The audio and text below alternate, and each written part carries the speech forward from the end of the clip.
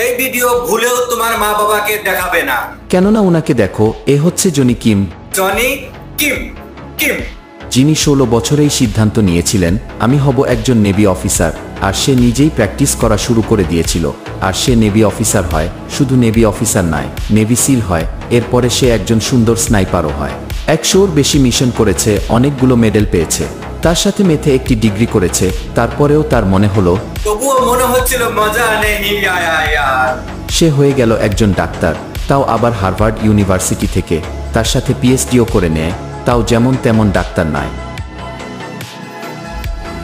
তবুও মনে হচ্ছিল মজা নেই আয়া ইয়ার। আর সে হয়ে গেল নাচাতে স্টানোর। আর সে 2025-এ এই অবস্থানে। তবুও থামার নাম নিচ্ছে না। নেভিসিল হলো, স্নাইপার হলো, ডাক্তার হলো, পিএইচডি করলো, স্টোনার হলো। ও মাই গড, এত কিছু হওয়ার পরেও তার মন ভরলো না। ভিডিও শুরুতেই বলে